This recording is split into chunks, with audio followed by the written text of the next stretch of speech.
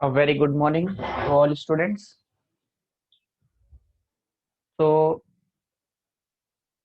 Previous class की जैसे बात करेंगे तो अपनी प्रीवियस क्लास में हम बैक्टीरिया में रेस्पिरेशन को कवर किया था हमने। ठीक है। और रेस्पिरेशन के ब्याप पे हमने बैक्टीरिया को दो कैटेगरी में बांटा था, एरोबिक और एनारोबिक। फिर हमने एरोबिक में देखी थी दो क्लासेस होती हैं, और एनारोबिक में देख ली थी हमने कि एनारोबिक में भी बैक्टीरिया को दो क्लास में डिवाइड किया गया। दोनों में डिफरेंस क्या है वो बातें हम लोग समझ चुके थे कि एरोबिक और एनारोबिक जो बैक्टीरिया हैं उनमें क्या अंतर होता है। ये सारी डिटेल हम प्रीवियस क्लास में पढ़ चुके हैं। आज हम लोग बैक्टीरिया में रिप्रोडक्शन किस तरह से होता है इसको समझेंगे। तो आज का हमारा टॉपिक है रिप्रोडक्शन इन बैक्टीरिया। तो हम लोग बात करते हैं आज रिप्रोडक्शन के बारे में।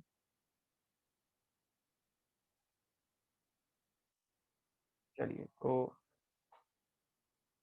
स्टार्ट करते हैं आज रिप्रोडक्शन इन बैक्टीरिया।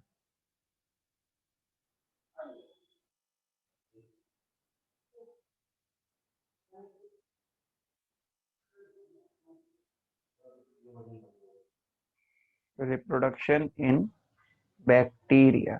बैक्टीरिया में रिप्रोडक्शन किस तरह से होता है। रिप्रोडक्शन का मतलब हम समझ ही चुके हैं, फर्स्ट चैप्टर में हमने इसका मतलब समझ लिया था। अब देखिए, बैक्टीरिया तीन तरह से रिप्रोडक्शन कर सकता है, और वो तरीके कौन कौन से हो सकते हैं। वो हो सकते हैं, तो हम लिख सकते हैं यहाँ पे reproduce by number 1 vegetative reproduction show कर सकता है, वेजिटेटिव। नंबर 2 है एसेक्सुअल, और नंबर 3 है सेक्सुअल। लेकिन बैक्टीरिया में ना जो सेक्सुअल रिप्रोडक्शन होता है ये ट्रू नहीं होता, but not true. True sexual reproduction नहीं होता बैक्टीरिया में। किस तरह से होता है वो डिटेल अभी समझेंगे। सबसे पहले हम वेजिटेटिव रिप्रोडक्शन को समझते हैं कि बैक्टीरिया में वेजिटेटिव रिप्रोडक्शन कैसे होता है। तो पहला पढ़ लेते हैं हम, वेजिटेटिव रिप्रोडक्शन। देखिए, वेजिटेटिव की यदि बात करें तो इसमें सबसे पहला है बाइनरी फिजन। तो फर्स्ट है बाइनरी फिजन। बाइनरी फिजन में क्या होता है, जो एक पेरेंट सेल होगी ना बैक्टीरिया की, वो दो इक्वल हाफ डॉटर सेल के अंदर डिवाइड हो जाती है। इसको हम बोलते हैं बाइनरी फिजन। और इसी मोड को, डिवीजन के इसी मोड को, बाइनरी फिजन को ही हम एमाइटोसिस भी कहते हैं। ठीक है।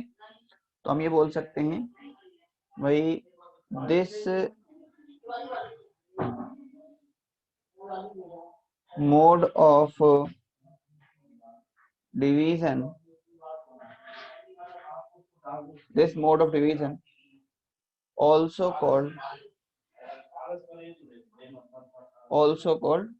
एमाइटोसिस। इसी मोड को हम एमाइटोसिस भी कहते हैं। ठीक है।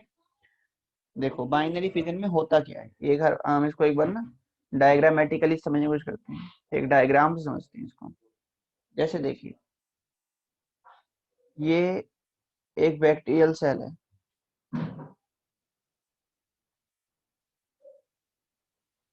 ठीक है।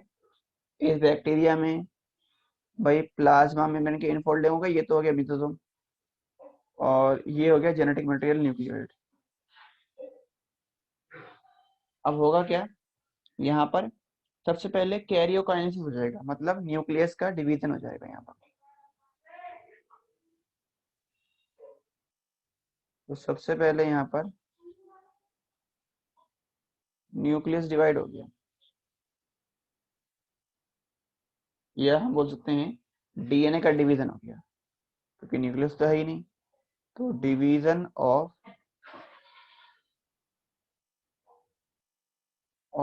डीएनए, डीएनए डिवाइड हो गया। ठीक है। तो एक ही सेल में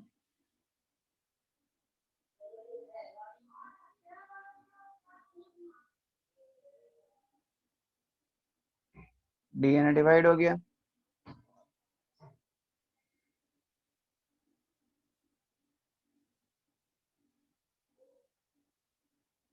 एक ही सेल में ना आपके अब दो डीएनए दिखाई देने लगे आपको। एक ये डीएनए हो गया, एक ही हो गया।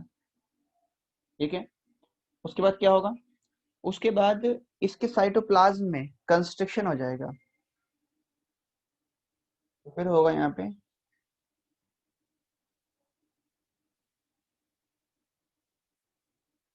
कंस्ट्रक्शन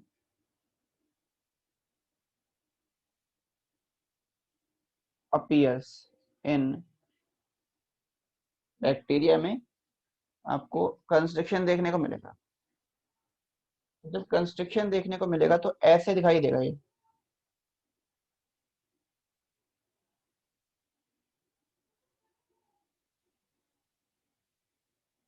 कंस्ट्रक्शन आ रहा है इसमें।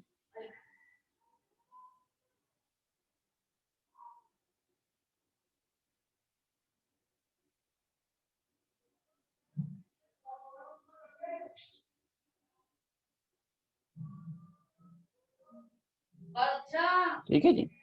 अब क्या होगा? अब उसके बाद कंस्ट्रक्शन और डीप होगा। इसके बाद होगा डीपनिंग इन कंस्ट्रक्शन या डीपनिंग ऑफ कंस्ट्रक्शन।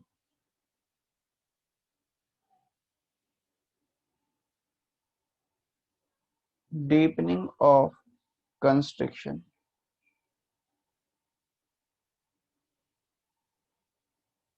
ये कंस्ट्रक्शन जो है वो डीप होता जा रहा है।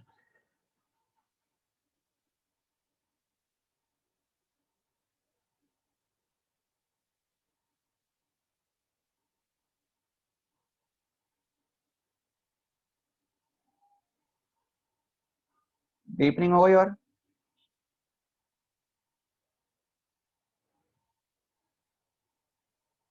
और फाइनली क्या होगा इसके बाद? फाइनली जो डीएनए है वो डिवाइड हो जाएगा, यानी कि यहाँ पर हो जाएगा साइटोकाइनेसिस। डीएनए कह रहा हूँ, साइटोप्लाज्म डिवाइड हो जाएगा। तो एक से दो सेल बन जाएंगे। तो अगला स्टेप हो जाएगा यहाँ पर साइटोकाइनेसिस।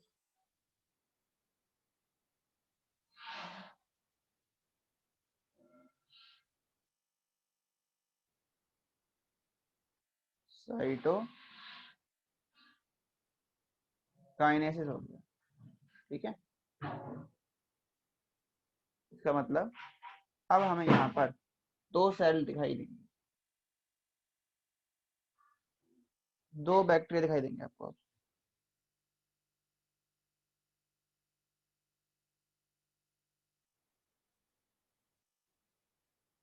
ठीक है, तो ये हो गए बैक्टीरियल डॉटर सेल या डॉटर बैक्टीरिया।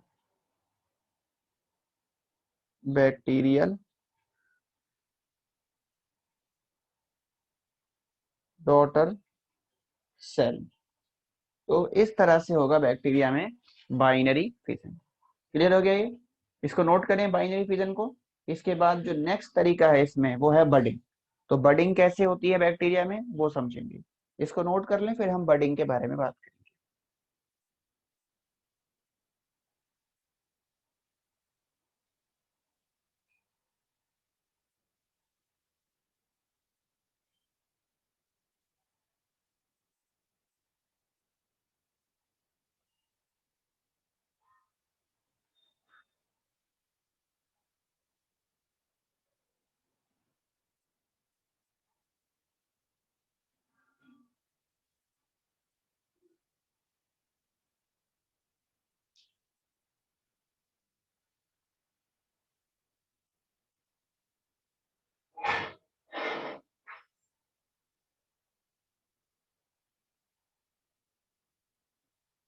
चलिए, ऑल डन। अब हम बात करते हैं बैक्टीरिया में वेजिटेटिव रिप्रोडक्शन में बाइनरी फिजन के बाद बडिंग के बारे में, कि बैक्टीरिया में बडिंग किस तरह से होती है। तो नेक्स्ट समझते हैं, सेकंड है बडिंग इन बैक्टीरिया।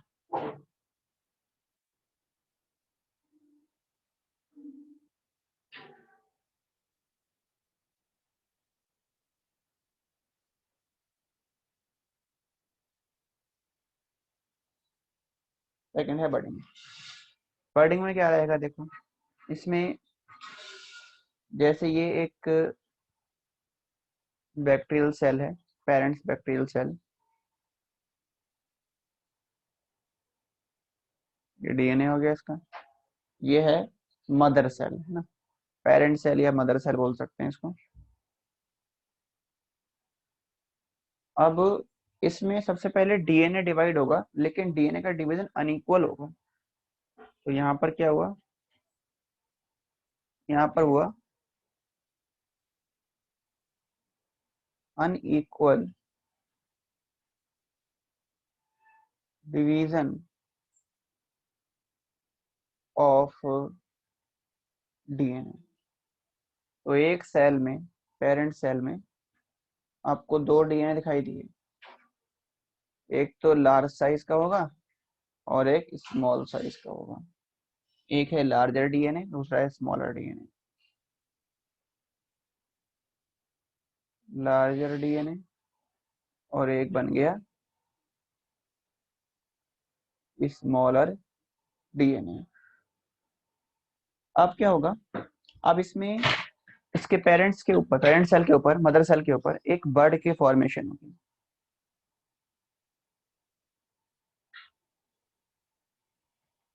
यहाँ पर क्या दिखाई देगा, एक बर्ड अपीयर होगी, अपीयरेंस ऑफ बर्ड, बर्ड की फॉर्मेशन हो गई।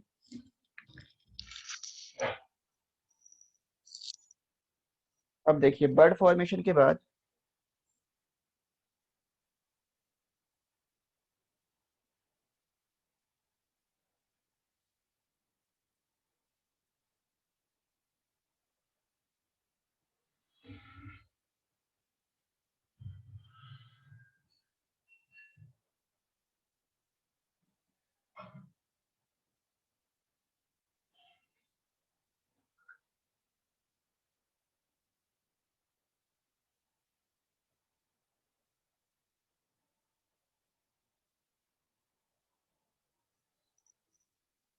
देखिए बर्ड की फॉर्मेशन हो जाएगी यहाँ पे।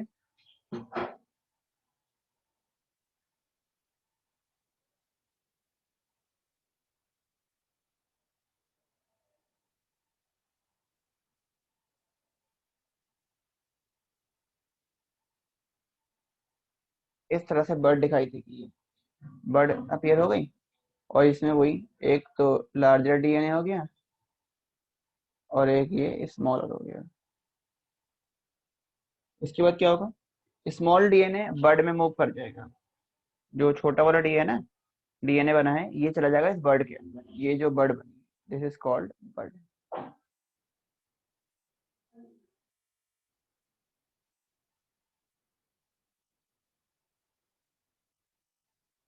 Smaller DNA move into bird.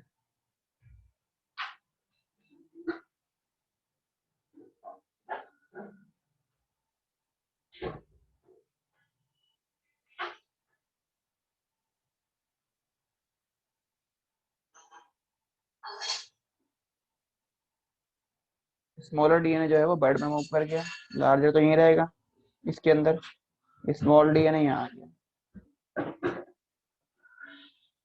उसके बाद बर्ड जो है वो मदर बॉडी से अब अलग हो जाएगा।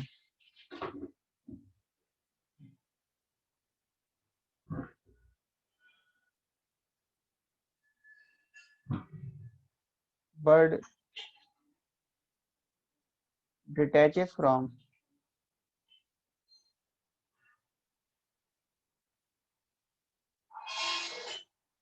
Mother's body.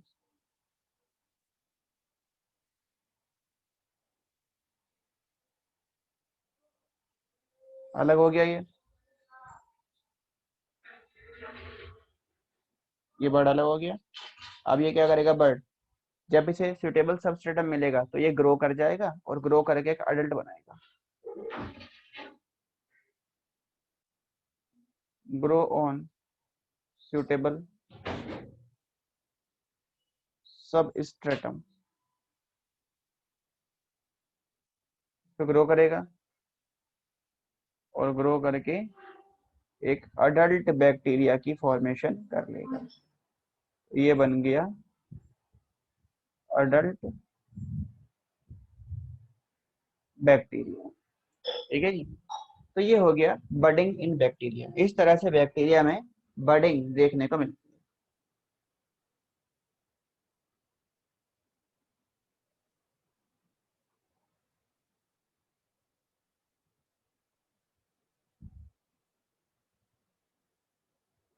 ये नोट कर लें। इसके बाद हम थर्ड जो तरीका है वेजिटेटिव रिप्रोडक्शन का बैक्टीरिया में, जिसे बोलते हैं फ्रेगमेंटेशन, उसको और थोड़ा डिस्कस कर लेते हैं।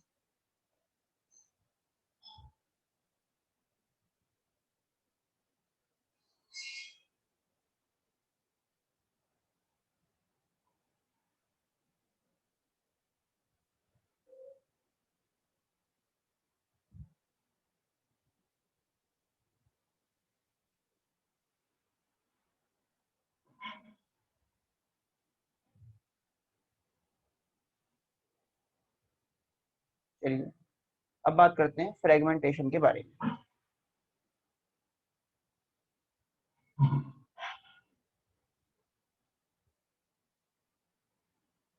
नंबर 3 है ABC,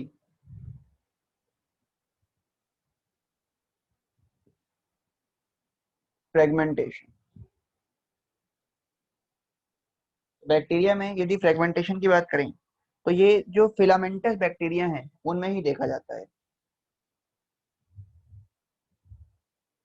it is only found in filamentous bacteria.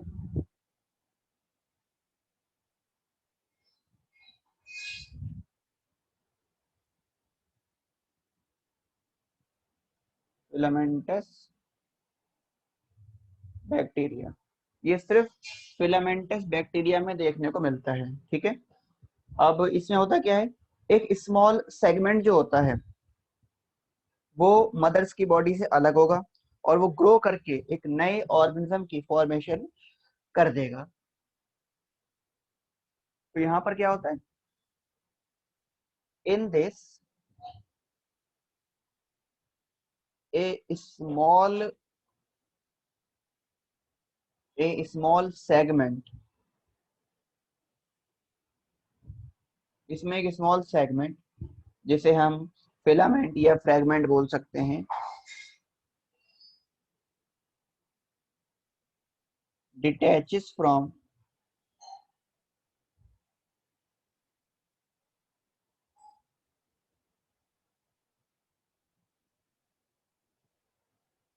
Mother's body, mother की बॉडी से अलग होगा और ये ग्रो कर जाएगा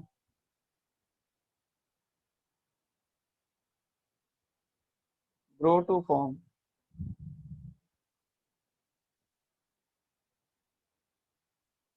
इनटू अडल्ट। ये ग्रो करके अडल्ट में कन्वर्ट हो जाएगा। ठीक है। तो ये हो गया फ्रेगमेंटेशन। अच्छा, फिलामेंटस बैक्टीरिया कौन से हैं, एग्जांपल लिख देते हैं इसमें। जैसे नॉस्टॉक हो गया, ये फिलामेंटस बैक्टीरिया है। एनाबीना हो गया, ये भी फिलामेंटस बैक्टीरिया है। ठीक है जी। तो ये तीन हो गए आपके तरीके वेजिटेटिव रिप्रोडक्शन के जो बैक्टीरिया में देखे जाते हैं। अब हम बात करते हैं बैक्टीरिया में किस तरह से होता है एसेक्सुअल रिप्रोडक्शन। तो नेक्स्ट है एसेक्सुअल रिप्रोडक्शन इन बैक्टीरिया। दूसरा है asexual reproduction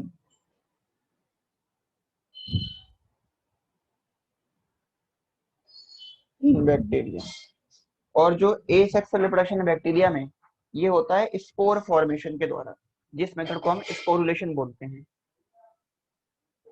by spore formation. और इसी को बोला जाता है स्पोरुलेशन। ठीक है, इसी को बोलते हैं स्पोरुलेशन। इसमें कौन कौन सा तरीका हो सकता है, इसमें होता है कॉनिडिया स्पोरेंजियोस्पोर हो सकता है, एंडोस्पोर हो सकते हैं और एप्लानोस्पोर हो सकते हैं। और इसके टाइप्स देखोगे यदि, ओनिडिया के द्वारा हो सकता है। इसके अलावा स्पोर एंजियोस्पोर बन सकते हैं, स्पोर एंजियोस्पोर्स। इसके अलावा एंडोस्पोर्स,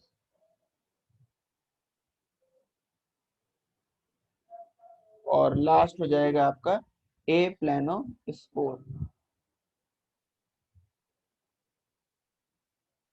ए प्लानोस्पोर बन सकते हैं, ठीक है। हमें एंडोस्पोर पढ़ना है यहाँ पे डिटेल में, बाकी हम जब पढ़ेंगे ना रिप्रोडक्शन वहां समझ लेंगे। तो यहाँ पर हमें एंडोस्पोर को डिस्कस करना है, तो हम बात करते हैं एंडोस्पोर के बारे में।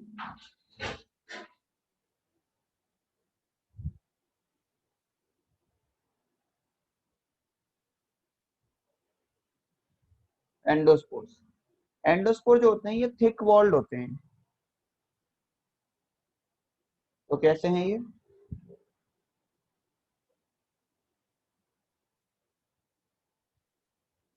थिक वॉल्ड और अनफेवरेबल कंडीशन में बनते हैं। ये थिक वॉल्ड हैं और कब बन रहे हैं? अनफेवरेबल कंडीशन में, ये आपको देखने को। इसके अलावा ये हाई टेम्परेचर पे भी रह सकते हैं, तो हम बोलेंगे कि ये रेसिस्टेंट है। किस पर? बहुत ही हाई टेम्परेचर पर भी ये रेसिस्टेंट है। रेसिस्टेंट टू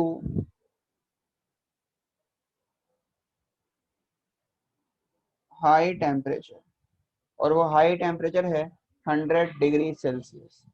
तो ये लगभग 100 डिग्री पर भी सर्वाइव कर सकते हैं। इसके अलावा ये कोई भी टॉक्सिक केमिकल डाल दिया जाए तो उसमें भी सर्वाइव कर सकते हैं। रेसिस्टेंट टू टॉक्सिक केमिकल,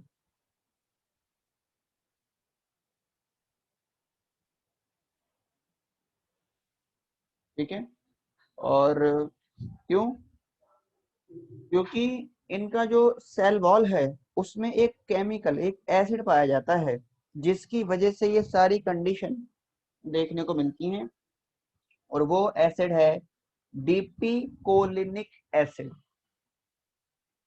तो ऐसा क्यों है? ऐसा है, ये याद रखिएगा, या स्टार मार्क करके इस बात को लिख देते हैं हम यहाँ पे।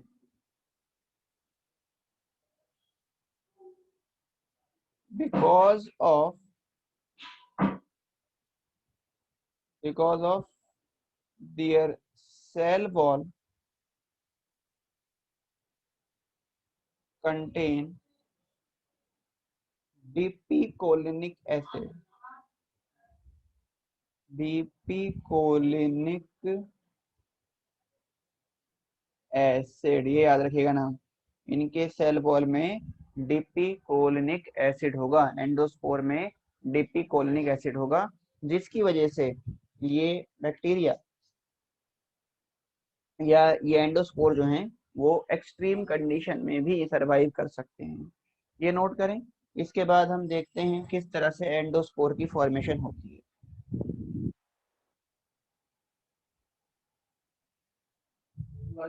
चलिए, एंडोस्पोर कैसे बनता है वो समझ लेते हैं एक बार। ये नोट कर लिया होगा आप सभी ने।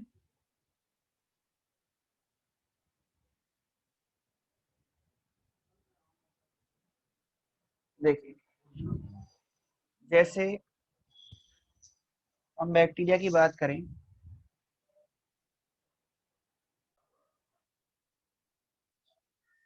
देखिए जैसे बैक्टीरिया में हम बात करें एंडोस्पोर कैसे बनेगा, तो इसमें सबसे अंदर तो रहेगा प्लाज्मा मेम्ब्रेन।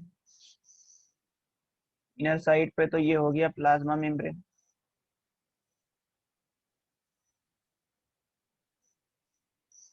और आउटर साइड हो गया सेल वॉल,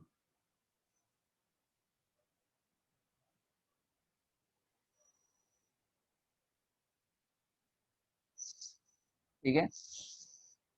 ये है बाहर सेल वॉल, और इनर है plasma membrane.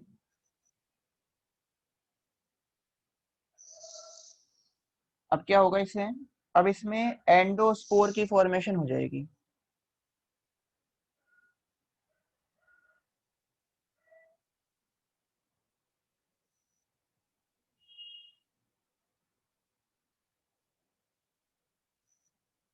Formation of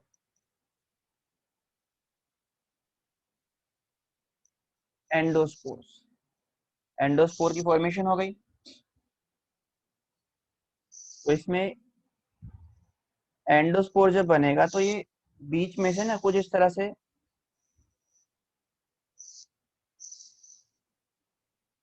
swell up कर जाएगा या लार्ज हो जाएगा, कुछ ऐसे दिखाई देगा ये।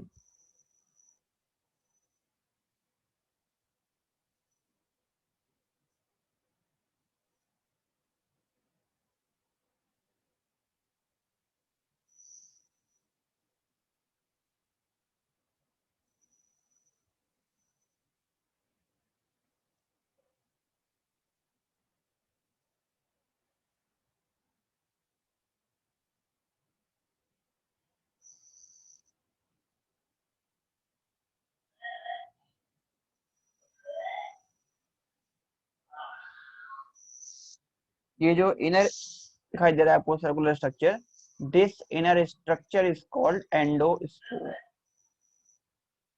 इसको बोलते हैं एंडोस्पोर। अब ये जो एंडोस्पोर अभी बीच में है, अब ये मूव कर जाएगा टर्मिनल की तरफ।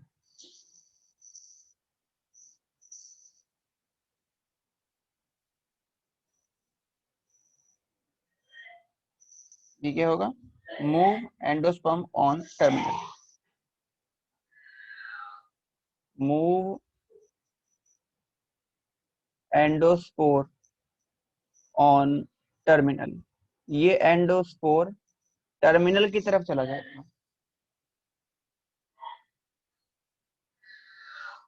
तो जो आपको अभी मिडिल में देखने को मिल रहा है, अब ये एंडोस्पोर ऐसे टर्मिनल पे देखने को मिलेगा।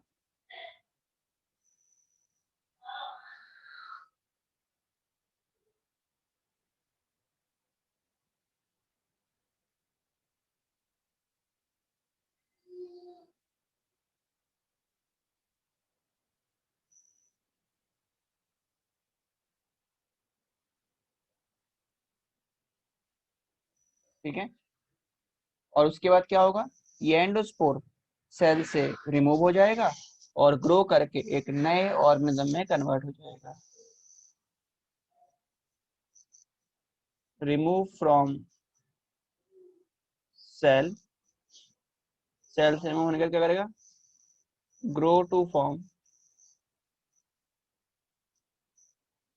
अडल्ट, ग्रो करके जैसे ही कंडीशन मिलेगी ना फेवरेबल, ये ग्रो हो जाएगा और एक अडल्ट बैक्टीरिया की फॉर्मेशन कर देगा। तो ये हो गया एंडोस्पोर फॉर्मेशन, ये नोट कर लें। फिर इस एंडोस्पोर्म स्पोर में कुछ लेयर्स देखी जाती हैं। एंडोस्पोर का हम स्ट्रक्चर देखते हैं, इंटरनल स्ट्रक्चर की एंडोस्पोर में क्या क्या चीजें देखने को मिलती हैं। देखिए, अब इस एंडोस्पोर का स्ट्रक्चर समझते हैं, ये नोट कर लिया होगा आप सभी ने। एंडोस्पोर का एक बार हम स्ट्रक्चर देख लेते हैं इंटरनल।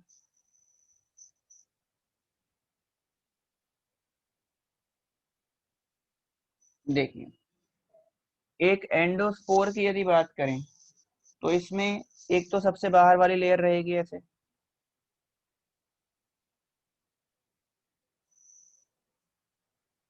एक तो ये लेयर होगी सबसे बाहर। आउटर मोस्ट लेयर जो होगी इसको बोलेंगे एक्सोस्पोरियम,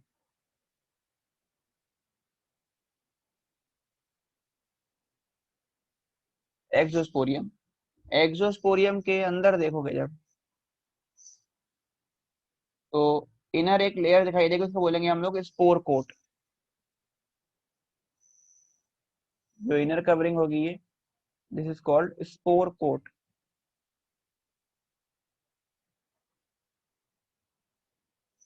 ये है स्पोर कोट। स्पोर कोट के अंदर एसिड देखा जाता है जिसको बोलते हैं dipicolinic acid. Contain dipicolinic acid. इसमें डीपी कोलिनिक एसिड रहेगा और इसके अंदर जो वॉल देखी जाएगी इसको बोलेंगे स्पोर वॉल।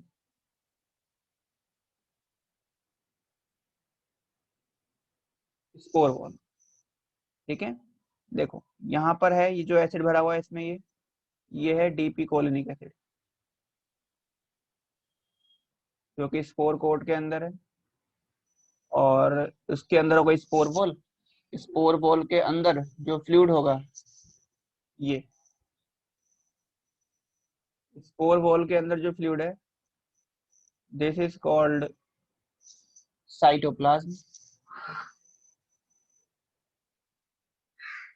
ये होगा साइटोप्लाज्म। और इसके बिल्कुल मिडल में सबसे अंदर ये रहेगा न्यूक्लियोइड या डीएनए।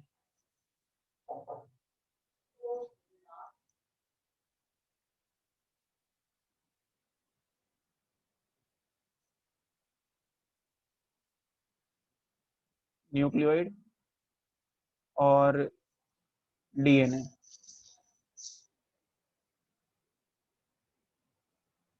और एक्सोस्पोरियम और स्पोर कोट के बीच में रहेगा एयर। यहाँ पर एयर फील्ड रहेगी जिससे ये मूव भी कर पाएगा, ठीक है।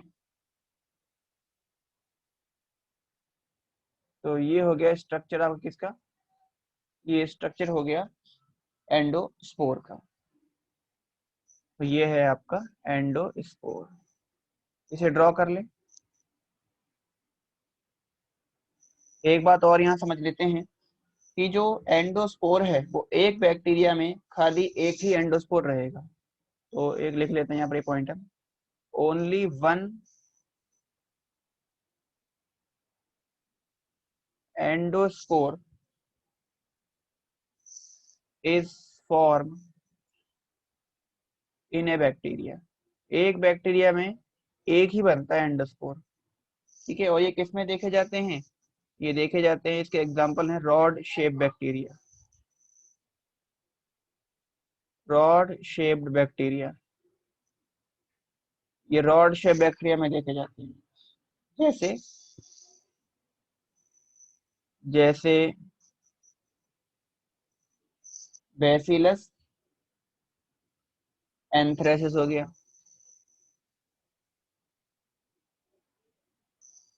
इसके अलावा क्लोस्ट्रिडियम टेटनी हो गया,